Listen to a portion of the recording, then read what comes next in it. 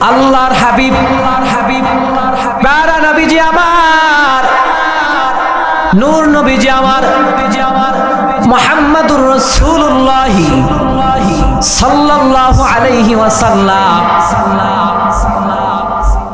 তার সাথে যারা চলাফেরা করেছেন অর্থাৎ সাহাবায়ে কেরাম, তাদের ব্যাপারে আল্লাহর হাবিব বলেন সাহাবীরা হচ্ছে আকাশের তারকার মতন ছিটানো।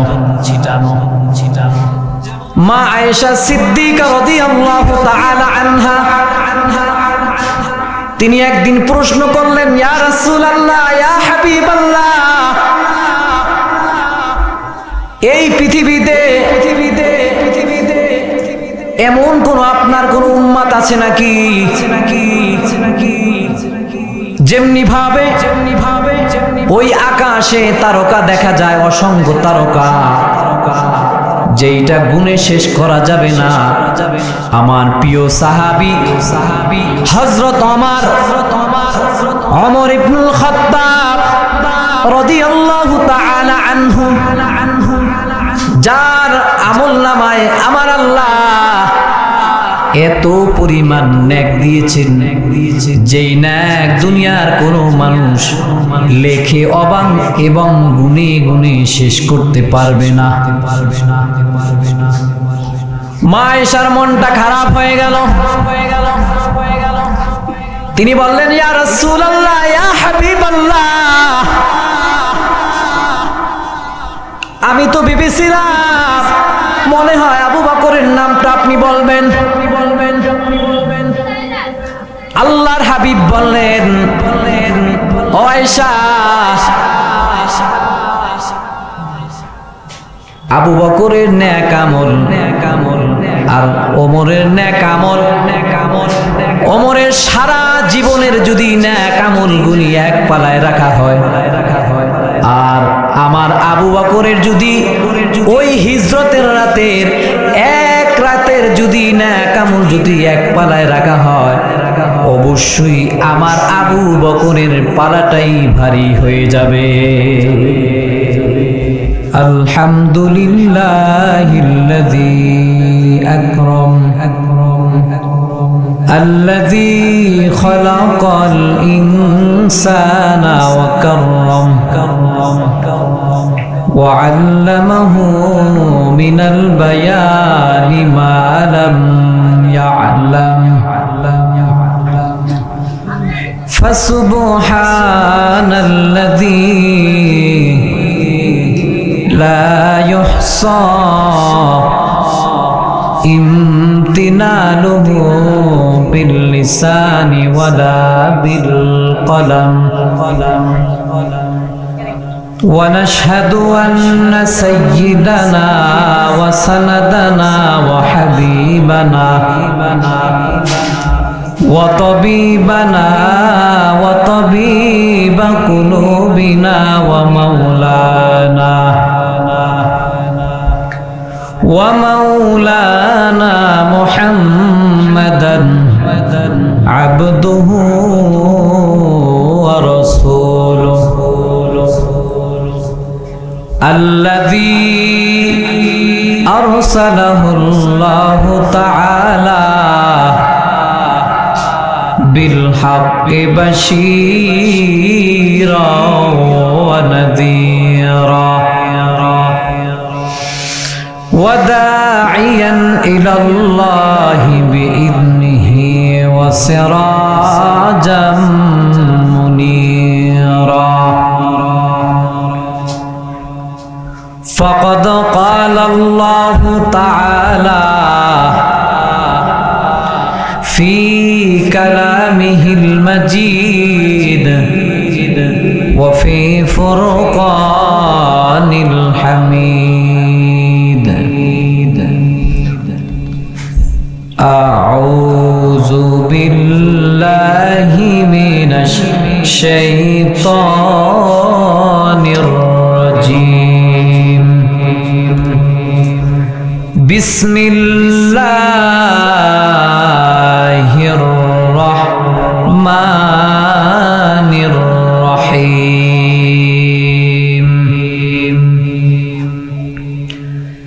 من يطع الرسول فقد أطاع الله ومن تولى فما أرسلناك عليهم حفيظا وقال تعالى في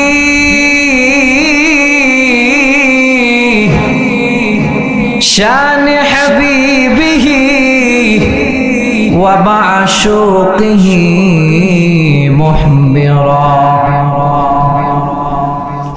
أو كما قال النبي عليه الصلاة والسلام أحب الأعمال إلى الله أضومها وإن قل صدق الله مولانا العظيم وصدق رسوله النبي الكريم ونحن على ذلك من الشاهدين والشاكرين والذاكرين والحمد لله رب العالمين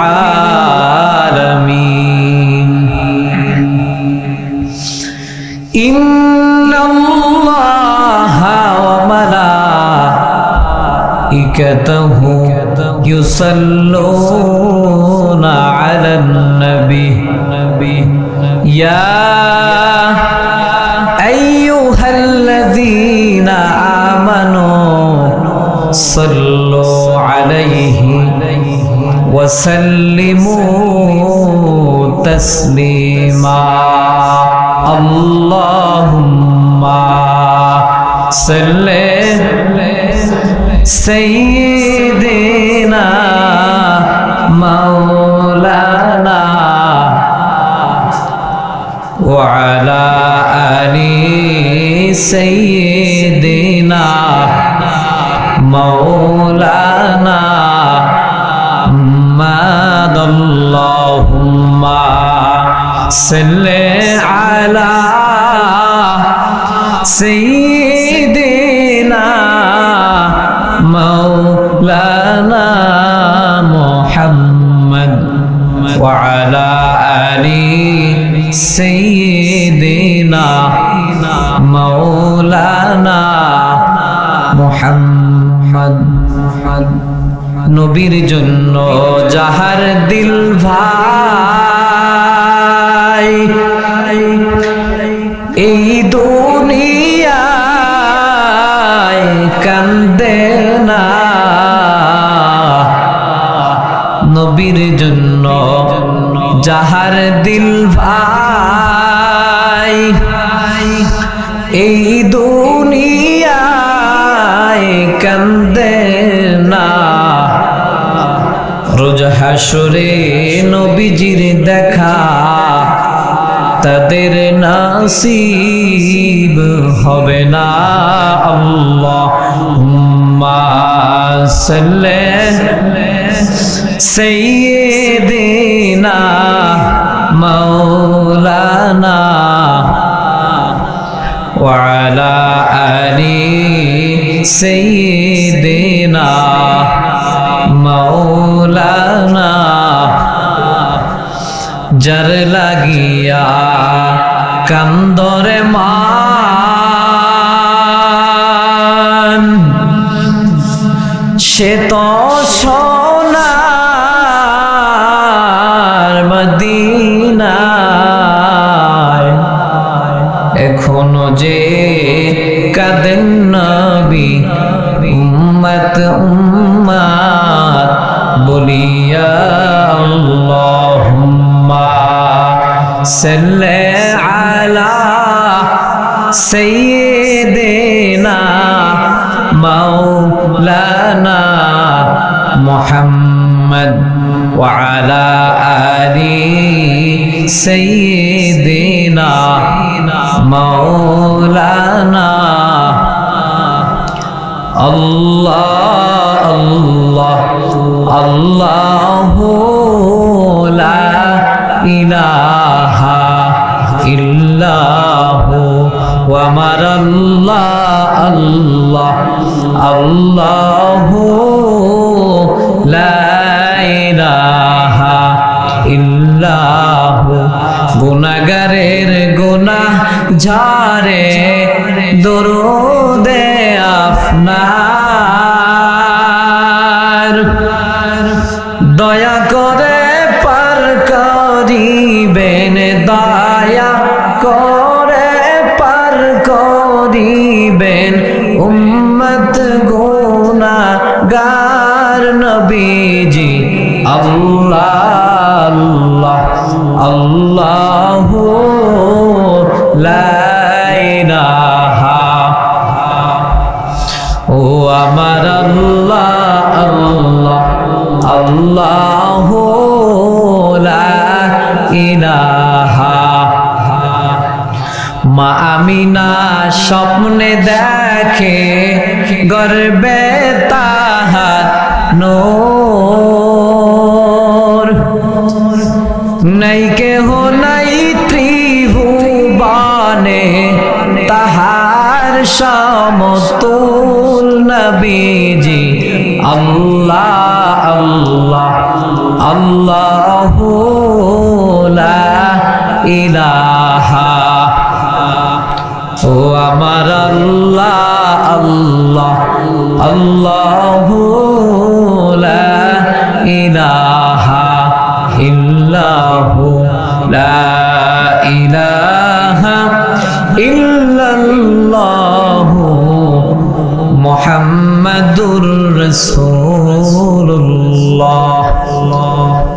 সুবহানাকা লা ইলমা লানা ইল্লা মা আল্লামতানা ইন্নাকা আনতাল আলিমুল হাকীম আলহামদুলিল্লাহ আলহামদুলিল্লাহ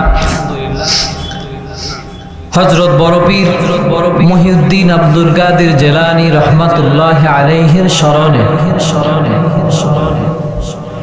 33তম বাৎসরিক তাফসীরুল কোরআন ওয়াজ ও দোয়ার মাহফিলের সম্মানিত সভাপতি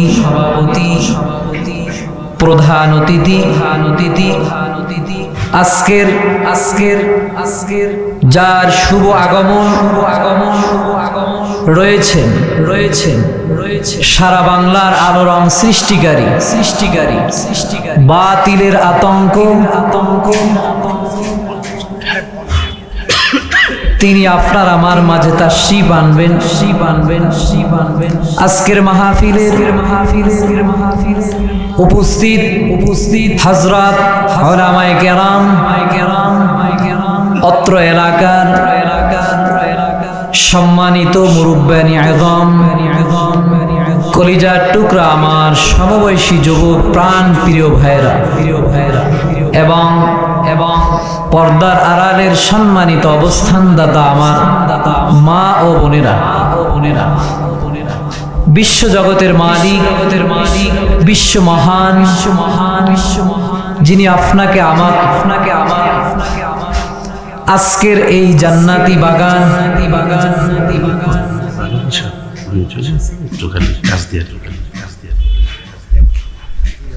এই জান্নাতি বাগানে আসার ও বসার শোনার তৌফিক দান করেছেন এজন্য সকলই জবান ছেড়ে ঈমানের আওয়াজকে উঁচু করে সকলই কালিমাতুশ শুকর আদায় করুন বলি আলহামদুলিল্লাহ। লাখো কোটি দরুদ ও সালাম সাইয়্যিদুল মুরসালিন ইমামুল মুরসালিন খাতামুন নবিয়্যিন হাবিবে কিবরিয়া আশরাফুল আম্বিয়া হাবিবে কাউসার আফতানে নবুওয়াত শাহনশাহে রিসালাত নূরে মুজাসসাম নূরুন আলা নূর মুহাম্মাদুর রাসূলুল্লাহ সাল্লাল্লাহু আলাইহি ওয়াসাল্লামের উপর যে আল্লাহ পাক বিনা দরখাস্তে নবী আলাইহিস সালাতু ওয়াস সালামের উম্মত হয়ে পৃথিবীতে আগমন করতে পেরেছি এজন্য আমরা আরেকটি বার শুকরাতান বলি আলহামদুলিল্লাহ। এই পৃথিবীতে সকল সৃষ্টির শ্রেষ্ঠত্ব হচ্ছে মানুষের ভিতরে শ্রেষ্ঠত্ব দিয়েছেন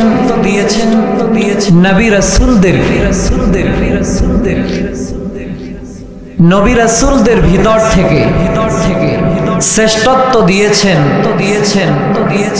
অসংখ্য নবীদের ভিতর থেকে মাত্র 25 জন নবীকে এই 25 জন নবীর ভিতর থেকে শ্রেষ্ঠত্ব দিয়েছেন উলুল আজমি মিনার রাসূল 4 জন নবীকে।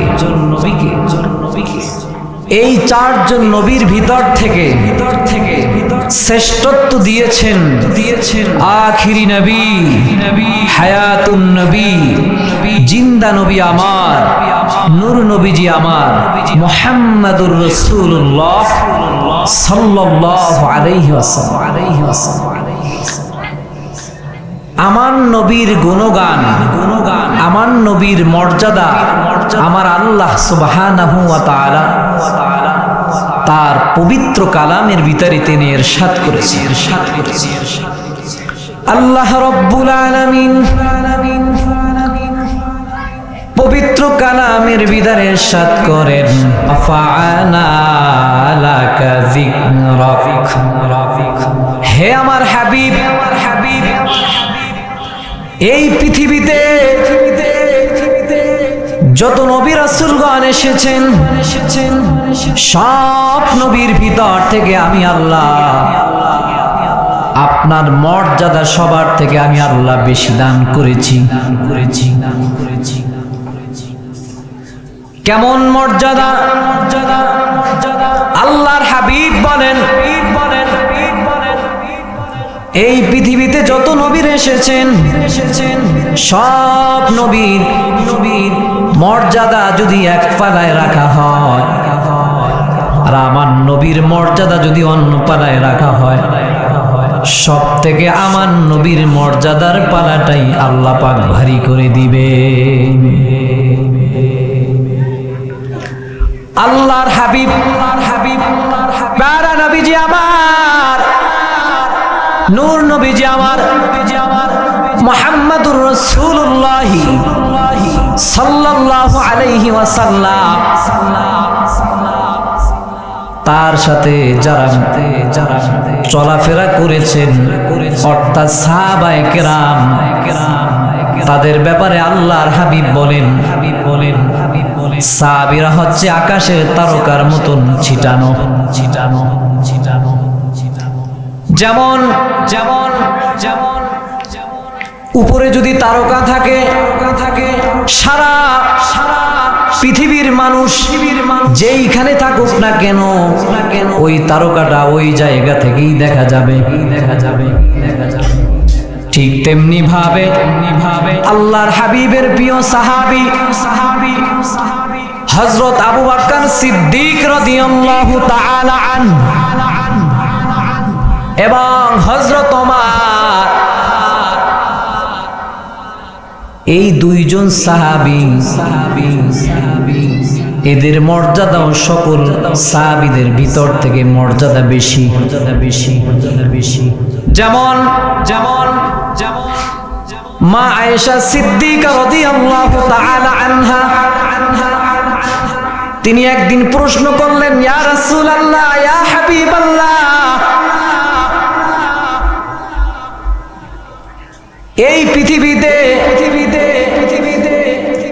এমন কোন আপনার কোন উম্মত আছে নাকি যেমনি ভাবে ওই আকাশে তারকা দেখা যায়, অসংখ্য তারকা, যেইটা গুণে শেষ করা যাবে না, ওই পরিমাণ কোন আপনার উম্মত আছে নাকি যার আমল নামায় এত বেশি নেকি, যেই নেকি গুণে শেষ করা যাবে না, ওই রকমের কোন আপনার উম্মত আছে নাকি? আল্লাহর হাবিব বলেন, ও আয়েশা, অবশ্যই আছে। মা আয়েশা বললেন, কে? আল্লাহর হাবিব বললেন, ও আয়েশা, আমার প্রিয় সাহাবী হযরত ওমর ইবনুল খাত্তাব রাদিয়াল্লাহু তাআলা আনহু, যার আমলনামায় আমার আল্লাহ এত পরিমাণ নেক দিয়েছেন, যেই নেক দুনিয়ার কোনো মানুষ লেখে অবাং এবং গুণে গুণে শেষ করতে পারবে না। মা আয়েশার মনটা খারাপ হয়ে গেল। তিনি বললেন, ইয়া রাসূলুল্লাহ, ইয়া হাবিবাল্লাহ,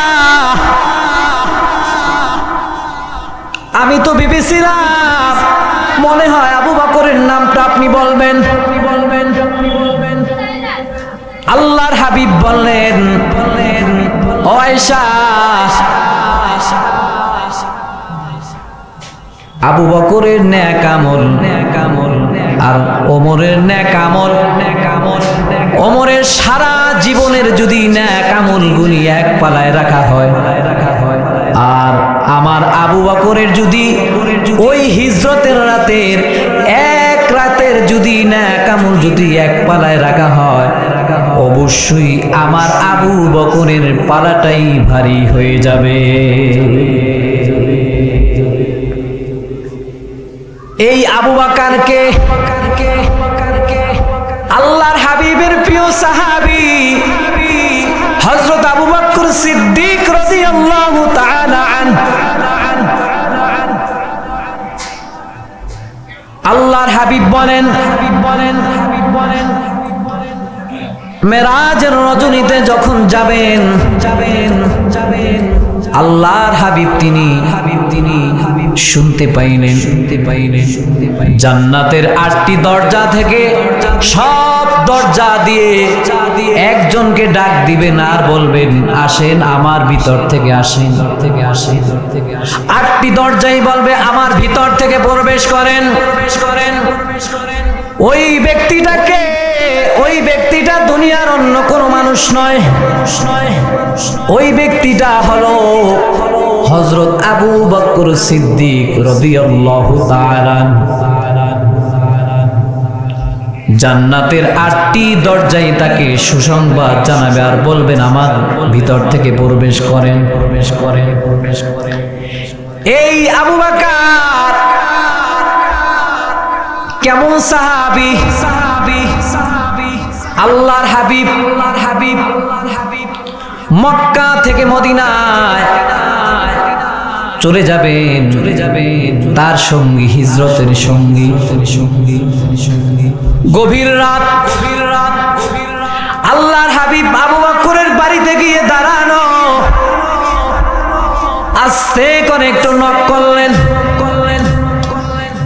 নক করার সাথে সাথে আবু বকর দরজাটা খুলে দিলেন। আল্লাহর হাবিব বললেন, ও আবু বকর, এই গভীর রাত আস্তে করে আমি ডাক দিলাম, তুমি কি রাত্রিবেলা ঘুমাও নাই? আবু বকর ডাক দিয়া বললেন, ইয়া রাসূলুল্লাহ, ইয়া হাবিবাল্লাহ, ও আমার প্যারে নবী, মায়ার নবীজি আমার,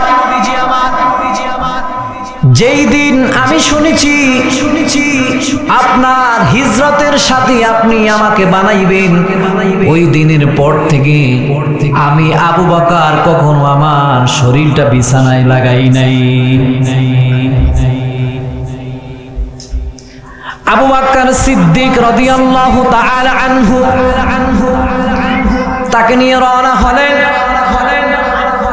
আল্লাহর হাবিব তিনি লক্ষ্য করে দেখলেন ওই সেই গভীর রাত, আল্লাহর হাবিব লক্ষ্য করে দেখলেন হযরত আবু বকর একবার ডানে হাঁটে আর একবার বামে হাঁটে, একবার সামনে হাঁটে আবার পিছনে হাঁটে। আল্লাহর হাবিব বললেন, ও আবু বকর, তুমি একবার ডান দিকে হাঁটো আর একবার বাম দিকে হাঁটো, কারণ কি?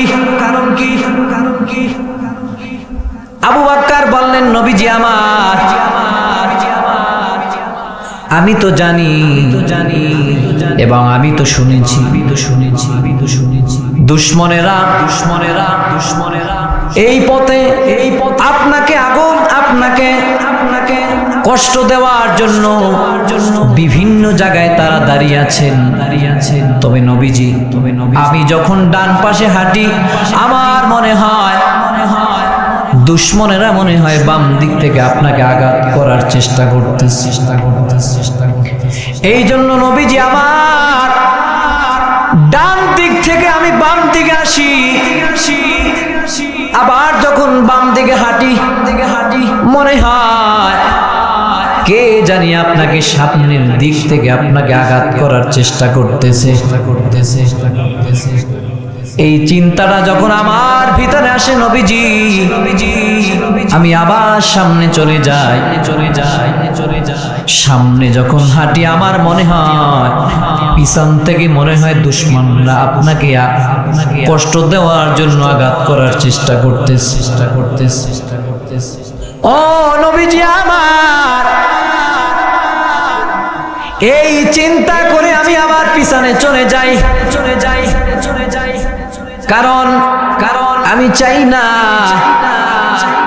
আমার কারণে নবী আপনি কোন রকমের আপনি কষ্ট পান। আমার জীবন দিয়ে হলেও তারপরেও আমি সর্বোচ্চ চেষ্টা করব যাতে করে দুশমনরা আপনাকে কোনো রকমের কষ্ট এবং কোনো কিছু করতে না পারে। আল্লাহর হাবিবের প্রিয় সাহাবী হযরত আবু বকর সিদ্দিক রাদিয়াল্লাহু তাআলা আনহু আল্লাহর হাবিবকে কতটা অনুকরণ করত এবং কতটা মায়া করত, ভালোবাসত। আল্লাহর হাবিব হিজরতের রাত্রিবেলা যেই গুহার ভিতরে তিনি আশ্রয় নিলেন, ওই গুহার কাছাকাছি যখন গেলেন আল্লাহর হাবিবের প্রিয় সাহাবী আবু বকর বললেন, নবীজি আমার, আপনি আগে যাবেন না, আমি আগে যাব, আমি আগে ভিতরে প্রবেশ করব নবীজি। আবু বকর ওই গুহার ভিতরে আগে নামলেন। নামার পরে আবু বকর লক্ষ্য করে দেখেন বিভিন্ন গর্ত দেখা যায়। আবু বকর তার পাগড়িটা ছিঁড়ে সবগুলি গর্তগুলি বন্ধ করে দিয়েছেন। একটি গর্ত আছে, সেই গর্তের ভিতরে আবু বকর কাপড় দিতে পারলেন না, কাপড় শেষ হয়ে গেল। আবু বকর সিদ্দিক রাদিয়াল্লাহু তাআলা আনহু তার হাতে আর কোনো কাপড় নাই, তার পায়ের আঙ্গুলিটা ওই গর্তের ভিতরে দিয়ে দিলেন। এরপরে আল্লাহর হাবিবকে বললেন, ইয়া রাসূলুল্লাহ, ইয়া হাবিবাল্লাহ, আপনি প্রবেশ করুন। আল্লাহর হাবিব প্রবেশ করলেন। নবীজি আমার ক্লান্ত শুয়ে পড়লেন। হযরত আবু বকর তার পায়ের উপরে মাথার মুবারক দিয়ে আল্লাহর হাবিব শুয়ে পড়লেন, ঘুমায় পড়লেন, ক্লান্ত। এই দিক থেকে আবু বকর সিদ্দিক যেই গর্তের ভিতরে পায়ের আঙ্গুলিটা দিয়েছিল, ওই গর্তের ভিতরে একটা বিষাক্ত সাপ ছিল। ওই সাপটা আবু বকরকে দংশন করলো, কামড় দিল। কামড়টি দেওয়ার সাথে সাথে আবু বকরের শরীরটা পুরা বিষাক্ত হয়ে গেল। শরীরের ভিতর থেকে ঘাম চলে আসলো। আল্লাহর হাবিব বিশ্রাম নিচ্ছেন। আবু বকর সিদ্দিক রাদিয়াল্লাহু তাআলা আনহু তার চোখ থেকে এক ফোঁটা পানি আল্লাহর হাবিবের ফেইজের উপরে পড়ল। আল্লাহর হাবিব সাথে সাথে তিনি চোখটা খুললেন। চোখটা খোলার পরে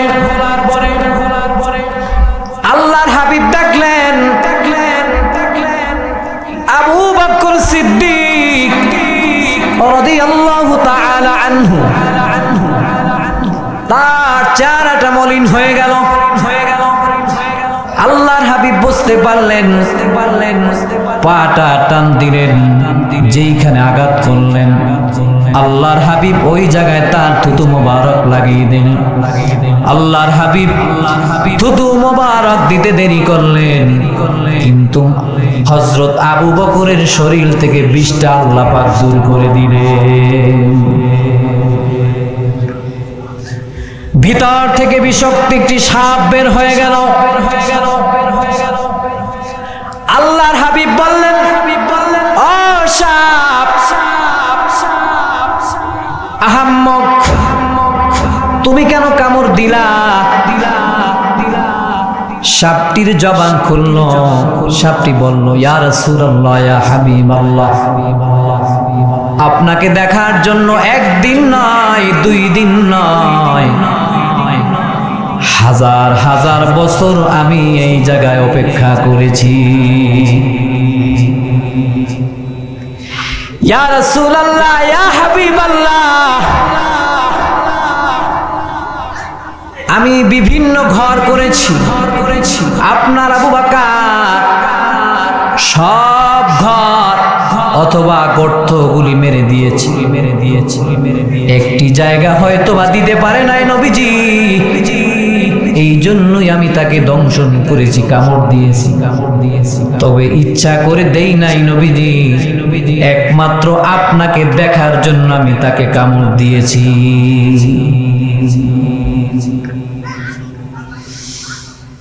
এই তো আল্লাহর হাবিবের সাহাবীরা,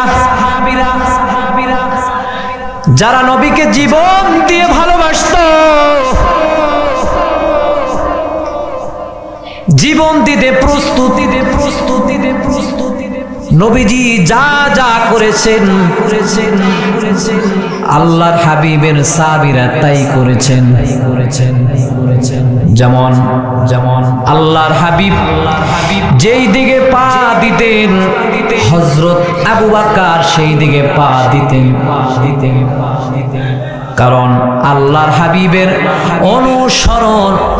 অনুকরণ এতটাই করেছে, আল্লাহর হাবিব বলেছেন, যারা আল্লাহর হাবিবের অনুকরণ করবে অবশ্যই আল্লাহর হাবিবের সাথে তারা জান্নাতে প্রবেশ করবে। এজন্য আল্লাহ পাক নিজে কোরআনে কারীমের ভিতরে বলেছেন, মান ইউতি'র রাসূল ফাকাদ আতা আল্লাহ।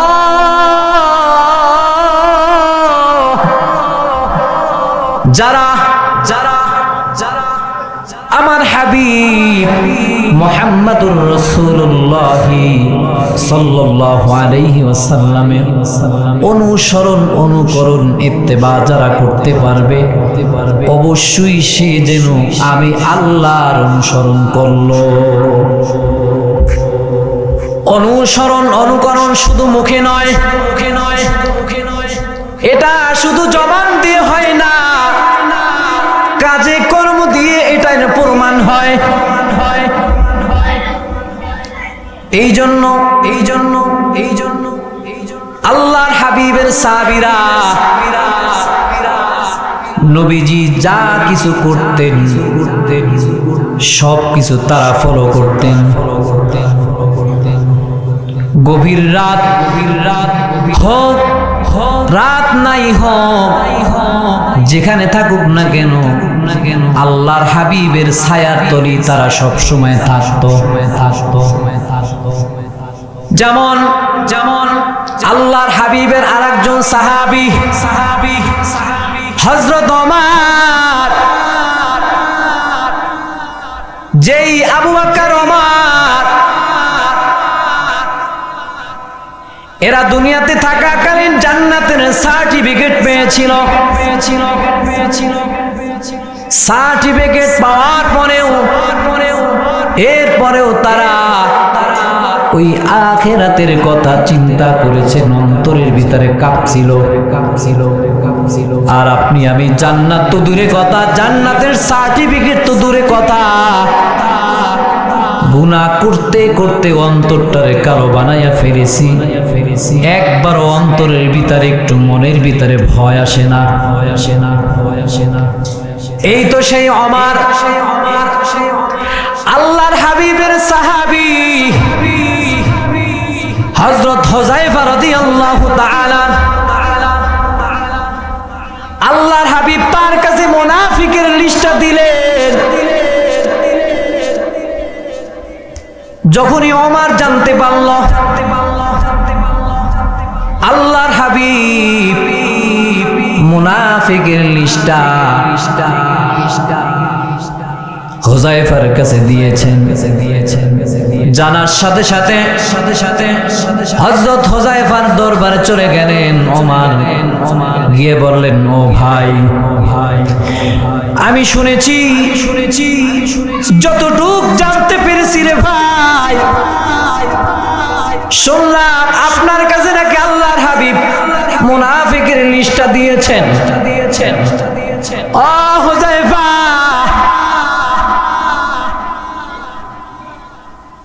বলেন না আমার নামটা ওই জায়গায় আছে নাকি? আমি একটু জানতে চাই ওই জায়গায় আমার নামটা আছে নাকি? হুযায়ফা ডাক দেয়া বললেন, ও ওমর, এই জিনিসটা তো আমি বলতে পারবো না, কারণ আল্লাহর হাবিবের দেওয়া আমানতের খেয়ানত তো তারাই করে যারা হচ্ছে মুনাফিক, বেঈমান। ওমর, আমি দিতে পারবো না, আপনি চলে যান, আমার পক্ষে সম্ভব না। এই কথা যখন বললেন হযরত ওমরের মনটা খারাপ হয়ে গেল। হুযায়ফার দরবার থেকে বাড়ি থেকে চলে গেলেন।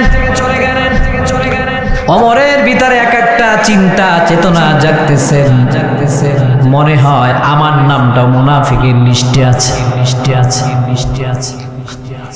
একটার পরে একটা চিন্তা তার মাথার ভিতরে কাজ করতেছেন।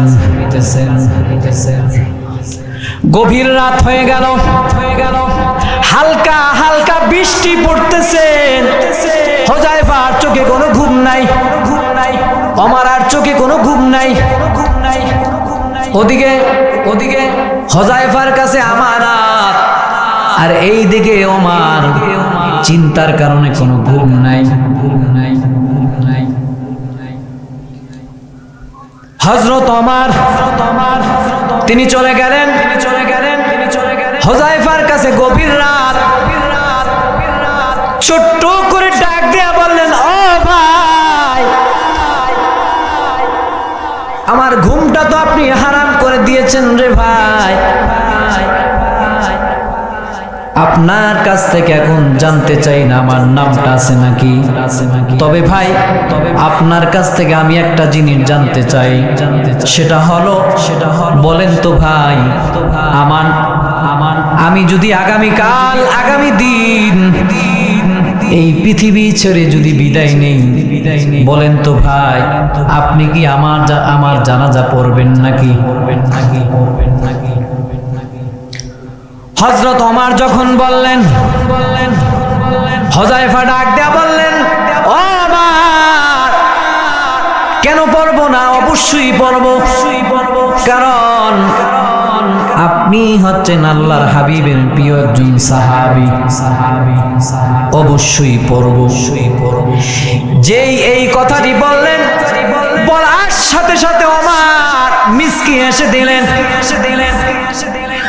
হুযায়ফা বললেন, ও ভাই, এতক্ষণ যাবত তো আপনার মুখটা মলিন দেখলাম ভাইজান আমার, এখন আপনি আবার মিসকি হেসে দিলেন, কারণ কি একটু জানতে চাই। তখন ওমর বললেন, ও ভাই, আমি তো জানি কোন যদি মুনাফিক, কোন বেঈমান কাফির যদি দুনিয়া ছেড়ে বিদায় নেয়, আপনি হুযায়ফা ওই মুনাফিকের জানাজা পড়েন না, পড়ানো না। অবশ্যই আমার নাম নাই বিদায় তো আপনি আমার জানাজা পড়বেন। তবে ভাইজান, এখন পর্যন্ত আমি পরিপূর্ণভাবে চিন্তা থেকে দূরে সরতে পারি নাই। তার কারণ জানি না আমার আল্লাহ কোন জিনিসটা দ্বারা জানি আমি ওমরকে পাকড়াও করে থাকে। প্রশ্ন হলো যেই সাহাবীরা এই পৃথিবীতে থাকাকালীন জান্নাতের সার্টিফিকেট পেয়েছেন, সার্টিফিকেট পাওয়ার পরে তারপরেও যারা আখিরাতের চিন্তা এতটা যাদের ভিতরে ছিল, আর জান্নাতের সার্টিফিকেট নাই, নামাজ নাই, রোজা নাই, জিকির নাই, কালাম নাই, তেলাওয়াত নাই, একবার মনের ভিতরে ভয় আসে না আমার বাবা মা দুনিয়া ছেড়ে বিদায় নিয়ে চলে গেল, অবশ্যই আমারও তো বিদায় নিতে হবে, এই চিন্তাটাও একবার মনের ভিতরে আসে না। তার কারণ গুনাহ করতে করতে করতে করতে অন্তরটা কালো হয়ে গেছে, যার কারণে আজকে ওয়াজ ভালো লাগে না, নামাজ ভালো লাগে না, কোনো কিছু ভালো লাগে না। তার ডাইরেক্ট দলিল ওয়াজ চলতেছে, কত সুন্দর জান্নাতি বাগান তৈরি করেছে, অথচ দোকানের ভিতরে ঘোরাফেরা করতেছেন। আল্লাহর কোরআনের কথা হচ্ছে, আল্লাহর হাবিবের সম্মান নিয়ে কথা হচ্ছে, শোনার পরে একবারও ভয় আসে না, যাই ওইখানে গিয়ে কথা শুনি। তার কারণ মনের ভিতরে সেই ভয় অনুভূতি নাই। তার কারণ গুনাহ করতে করতে অন্তরটা একেবারে নষ্ট হয়ে গেছে। অথচ আল্লাহর হাবিবের প্রিয় সাহাবী হযরত ওসমান, যিনি জিন্নুরাইন ছিলেন, যখনই কবর দেখত হযরত ওসমান কান্না করে দিতেন। তার কারণ একটাই, তিনি বলতেন, এইটাই তো আমাদের প্রথম স্টেশন, এইটাই তো আমাদের প্রথম জায়গা, এই জায়গায় যদি একবার ধরা পড়ে যায় অবশ্যই আমি ওসমানকেও খাতিল করে ছেড়ে দিবে না। আল্লাহর হাবিব আখিরি নবী নূর নবীজি আমার মুহাম্মাদুর রাসূলুল্লাহ সাল্লাল্লাহু আলাইহি ওয়াসাল্লামের যারা অনুকরণ করতে পারবে অবশ্যই আমার আল্লাহ তার জন্য জান্নাতটা ওয়াজিব করে রেখেছেন। শেষ কথা, এই পৃথিবীতে যত নবীর এসেছেন সব নবীর থেকে আমার নবীর মর্যাদা বেশি, সম্মান বেশি। তার কারণ আমার নবী হচ্ছে ইমামুল মুরসালিন, খাতামুন নবিয়্যিন, আখিরি নবী মুহাম্মাদুর রাসূলুল্লাহ সাল্লাল্লাহু আলাইহি ওয়াসাল্লাম। তবে আজকে দুঃখ লাগে, অনেকে বলে নবীজি নাকি আমাদের মতন মানুষ, সাধারণ মানুষ। আপনাদের কাছে প্রশ্ন, আপনার ঘুম আর আমার নবীর ঘুম এক রকমের ছিল না। আপনি যখন ঘুমান আপনার প্রথম চোখে ঘুম আসে, চোখের ভিতরে ঘুম আসে, এরপরে মাথায় পুরা শরীরটার ভিতরে ঘুম চলে আসে। আপনার কোনো কিছুই খেয়াল থাকে না। কিন্তু আল্লাহর হাবিব তিনি ঘুমাইতেন, কিন্তু তার দেহটা খোলা থাকতো, অন্তরটা খোলা থাকতো। পড়েন আল্লাহু আকবার। তার আমার নবী সাধারণ কেমনে হয়? আমার নবী হচ্ছে শ্রেষ্ঠ নবী মুহাম্মাদুর রাসূলুল্লাহ সাল্লাল্লাহু আলাইহি ওয়াসাল্লাম। আল্লাহ পাক আপনাকে আমাকে আল্লাহ পাকের হুকুম বিধান এবং আল্লাহর হাবিবের অনুসরণ অনুকরণ পরিপূর্ণভাবে করতে পারি, মানতে পারি।